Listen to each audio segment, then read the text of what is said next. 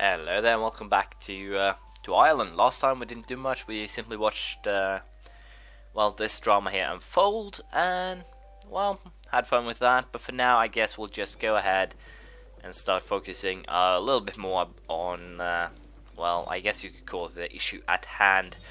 But what we really will be doing is waiting for Sweden and Netherlands, hopefully, to leave the coalition, or just Sweden might do. And as you can see, the Spaniards are being trashed by the European alliance of France, Austria, and they're taking the Ottomans with them, which is kind of hilarious. But as I said, we'll be waiting for basically our chance here to attack Great Britain, take London, and once we've done that, we are basically set to get things done. But until then, not really much we can do other than waiting, and that's just what we're going to do. Unfortunately, nothing else I can do, so we'll see how it goes. Free trade gives us another merchant, and depending on what I can actually use this guy for, I might actually go ahead here and, that's not what I wanted, but I might go ahead and simply drop him in the Bordeaux node and have him transfer trade power to, myself here. I have no idea how that'll actually work, or if it'll allow me to send any ships there, but if it does, that would be great. I can actually send ships to Bordeaux now, which is quite the brilliant thing, because then I can't actually see a trade, and that means that I will be snatching not this, but yeah, this fleet here. Or is it this one? No, where's the Bordeaux? There we have it. Yes, that one. We'll be sending it to Bordeaux then to protect trade, and that should, we'll see if we can, if I can actually make some more money that way, but I'd guess I should be. So we'll see how that goes. Hilariously enough, I just got embargoed by the French, and I would guess the reason is the fact that I punched down 50 light ships here, because as you can see here, if we go into the trade zone, I have, a fair amount of trade power, 481. I have more than the French, and as such, I'm forwarding 16 ducats forward to London, and that should mean that I'm making quite a lot more money, or more than I used to at least. But we'll figure it out once the month actually changes. Take a quick little look on the monetary scheme of things. 133 ducats. So yeah, I'm making more money right now than I did before, I think. In the London node, 42 now, 48 in Chesapeake Bay. So I might actually have to send some more ships to Chesapeake Bay soon then. Oh no, it's simply a little bit less money there right now, or something like that. So as you can see, this actually works pretty well. I'm making quite a lot more money in London, so I might actually go for doing the same in Sevilla and boosting the forwarding of the trade power. So this just happened. As you can see, Austria sent a military coalition against us, and 3 seconds afterwards, the Swedish-Irish punted a war. My king, the rotten swine in Sweden declare war upon us. Prepare for battle. They cite coalition as a casus belli. It's worrisome. And if we look at the sides here, it seems that the Spaniards didn't actually join in, which is kind of sad. But I guess it's understandable since they do have a truce with the Swedes. But it's kind of a big coalition. But that's mostly due to the fact that Austria owns everything. And, here's the funny part. My navies are bigger than theirs. They're going to kick their asses. And potentially, I think I can demand London and Sweden take capital Connaught. They will not be able to do that. I simply have too many fleets. And I think I might actually go ahead and send these guys home. Simply for the purpose of getting some extra power for battles and all that. But I think I might actually have enough. So we'll be joining up my entire fleet now with, down here, I guess. And with that, I'm pretty sure that I'll be able to kick their asses without too much fuss. So we'll see how it goes. I'll probably win a lot of naval battles, and potentially, and hopefully, I won't have to endure too much trouble. So we'll see how it goes. Of course, Brittany will most likely peace out pretty quickly on their own. But all in all, I think I can win this, because they do have a lot of forces, but they won't actually be able to get them over the channel. I have 8,000 ducats that I can potentially bribe them with. So if I were to try and make peace now, offer tribute, you can see defeat only 7. What? Is that only 7 war score? That's a new one. Release Wales and give you a ton of cash. They actually agreed to this. 10,000 ducats, that is. So no, we'll not be doing that. I will be losing 30 aggressive expansion though, so it's probably not a bad idea, but I still won't be doing that. I'll simply wait, because I will be getting out of this a lot cheaper. Especially once my navies actually start acting up, kicking their losses here. This is a single fleet, mind you. It's actually the Bordeaux ship fleet. But the reason why France actually joined the coalition, I think, is because I decided to do the fun thing, which is to rival an embargo. And by doing that, we ended up with having a lot more trade being sent to London. And I don't think the nations like the fact that my trade is virtually, well, I wish I could actually check the trade of all nations. Trade nodes. Let's see here. Power. We do have a lot of power. As you can see, I have most power in Bordeaux, thanks to the fact that I have 70 light ships there. But other than that, not really that much else to say. So, I guess we'll fight this one. It will be an interesting one. I think I'll also go ahead and hire a... There, my throat is not working.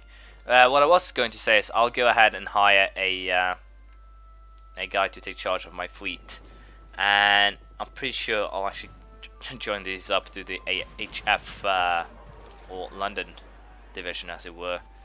So we'll see how that works out. But for now, once again, there's just a little bit too much that I need to focus on, and this war shouldn't be actually difficult. As I said, all I really have to do here is keep them away from my capital. And let's face it, it's not going to be difficult at all.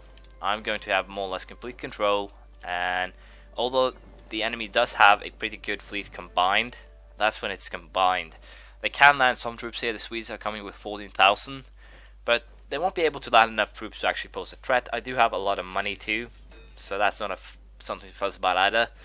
The only real issue here is that I'll have to train some more troops to have in Ireland itself to simply, or this island, since I don't actually have any transport. So we'll go ahead and do that now. We'll cancel my heavy frigates. I was going to build another 30 ship fleet, but I can't do that now. I need to build some, well, some defenses, I guess is fair to say. So we'll go ahead and do that, and we'll win this war without fail, I guess. We'll see how it goes. So, I just realized that my light ships are quite the lightweights, to be honest. They won't be able to win this war for me, so I'm currently building a navy of bigger ships. Tougher ships, more, well, harder ships, 3-deckers. And I'm going to build a lot of these, about 50. And with that, this war is over. For real. They can't land on my lands. The only thing they can siege on the Norwegian islands. Won't get too much war score from that. And let's face it, the only ones on this map that are equipped, except for the Austrians perhaps, for a drawn-out war, is myself.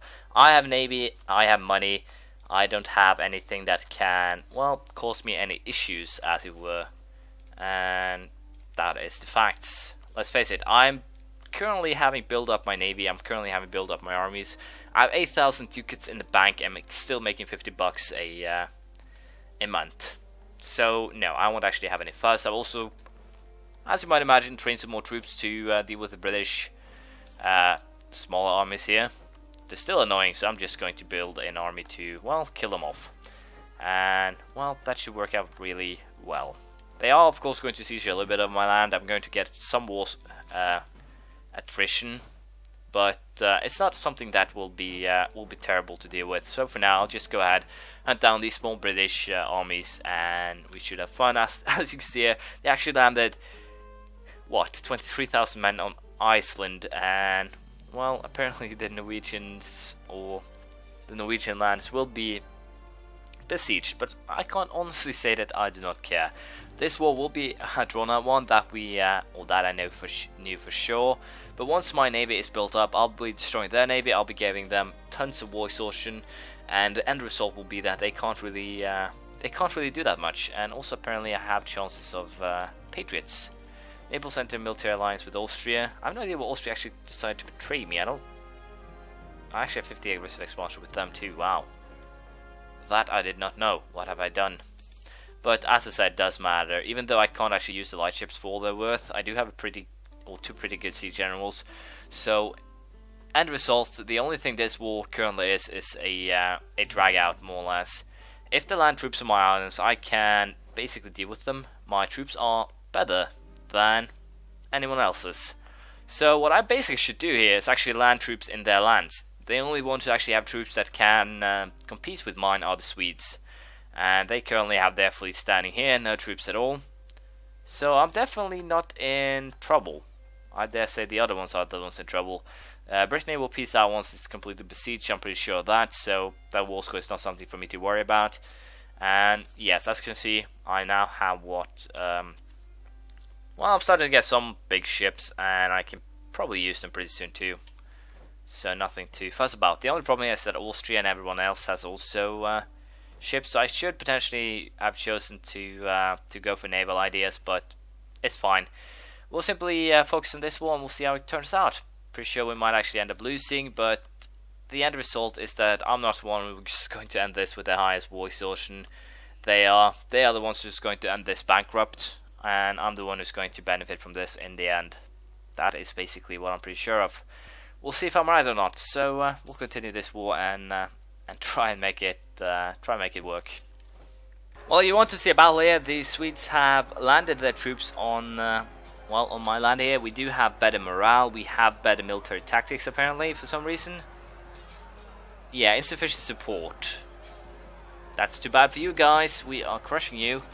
So as you can see, the Swedish army here was virtually slaughtered. It's all about luck too. Wow. No. I had a general. Well, what the heck, we can always do this. No leader. March, kill. There we go. All about luck. Fair and square. Although I did... I have no idea how that actually works now. But they're landing troops in my lands, which is positive. And that's also positive, because that means I can siege London. And that means that I can potentially make a peace deal where I will be getting London. But for now, I'll just slaughter any men. Oh, that's a big army. That's a 30,000 man French army. And they're still level 25, which means it'll die. Horribly, most likely. And I'll be laughing while it happens. So, we'll see how it turns out. For now, we are in a pretty good spot, and I'm pretty sure we'll win. So, we'll just keep going and see how it actually turns out. So, the French attacked us here. They were stupid. They got a minus modifier. The general is, of course, great, as used to be the norm here. But I did a dirty trick, and that dirty trick is basically hiring mercenaries through the war, through the battle. And end result, Battle of Connaught, the French troops losing, what, 15,000 men to our, far less. And the army will most likely be completely shattered now. I thought it would be, but of course they had a lucky tick and everything went haywire for me. But I'll definitely be having to hire a lot of mercs to make sure that I win this war, or at least keep Connaught free. And of course they'll get another tick, and most likely that'll allow their army to survive. This is kind of ridiculous. They have their army, there are no support here at all, and yet their army are being reinforced by several thousand men a tick. I would believe something is wrong here, but yeah, I might actually just go ahead and use force march on this army. No real reason not to, I think about things. So you might as well just go forced march, and that should help out quite a bit. But for now, as you can see, we are winning the battles, so no real fuss. We have -4, and we'll be getting up to 40, I believe, simply by holding on to Connaught. And I can always use my diplomacy power to just reduce war exhaustion, so it's not a fuss, or nothing to fuss about. And of course, we can also go ahead and kill the British armies that are currently standing here, giving us a little bit more war score. So we really don't have anything to worry about, and this war should be a victory for us. Even though, if you look at the map, the only one who's really missing is the Ottomans and Russia. So we'll be interested to see how it actually, if we actually get London out of this. It would be hilarious if we did.